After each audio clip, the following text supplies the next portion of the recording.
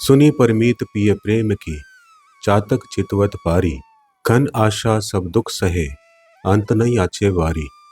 सूरदास जी कहते हैं कि चातक पक्षी ने अपने प्रियतम यानी बादल के प्रेम की महिमा और मर्यादा को सुन लिया है, यानी वह उस प्रेम के नियम को जानता है। इसलिए वह चातक पक्षी आकाश की ओर निरंतर देखता रहता है, इस आशा में कि उसका प्रियतम यानी बादल वर्षा करेगा और उसे स्वाति नक्षत्र का जल मिलेगा। वह केवल उसी बादल की आशा में प्यास के सारे दुख सहन करता है, चाहे कितनी भी प्यास लगे। वह किसी अन्य जल स्रोत जैसे नदी, तालाब या सागर के जल की ओर देखता भी नहीं। यहाँ तक कि मरते दम तक भी वह किसी और जल की याचना नहीं करता। बहुत समय पहले की बात है, एक घने जंगल में चातक नाम का एक पक्षी रहता था। उसकी जाति का यह नियम था कि वो केवल स्वाति नक्षत्र में बरसने वाले बादल का जल ही ग्रहण करता था। यह किसी भी नदी, तालाब या झरने का जल वो नहीं पीता था। गर्मियों के दिन थे, सूर्य की तपिश से पृथ्वी जल रही थी, जंगल के सारे जलाशय सूख चुके थे।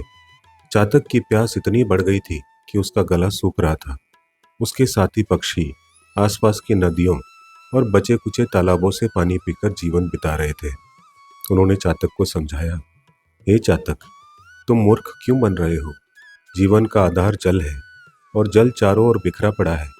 अपनी प्रतिज्ञा छोड़ो और थोड़ा पानी पी लो, नहीं तो प्यास से मर जाओगे। चातक ने उन्हें उत्तर दिया, तुमने ठीक कहा, जल जीवन है, पर मेरे लिए जीवन है मेरे प्रियतम घन यानी बादल का प्रेम। मैंने अपने प्रिय की प्रेम की मर्यादा को सुन लिया है। या तो मैं उनसे जल लूंगा या नहीं लूंगा। मेरे मन में केवल घन की आशा है।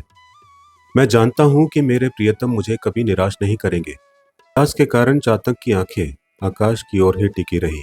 वह दुख सहता रहा, शरीर कमजोर होता गया, पर उसने कभी भी जमीन पर पड़े जल की ओर नहीं देखा और कभी किसी से याचना नहीं की। वह अपने प्रियतम बादल को पुकारता रहा। एक दिन जब चातक मरने की कगार पर था, तभी आकाश में घने बादल घिराए। यह स्वाति नक्षत्र का समय था। चातक की निष्ठा देखकर बादलों को उस पर दया आ गई। आकाश गरजने लगा और केवल चातक के लिए अमृत समान स्वाति का जल बरसा। चातक ने उस जल को पीकर अपनी प्यास बुझाई और अपना जीवन पाया। उसके हृदय में अपने प्रियतम घन के लिए अपार कृतज्ञता और प्रेम भर गया। ये कहानी हमें बताती है कि सच्चा प्रेम और भक्ति अटल होती है।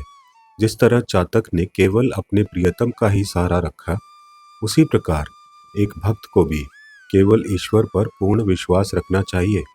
जीवन में कितनी भी कठिनाइयां आए, हमें अपनी निष्ठा नहीं छोड़नी चाहिए और किसी और के सहारे की तलाश नहीं करनी चाहिए।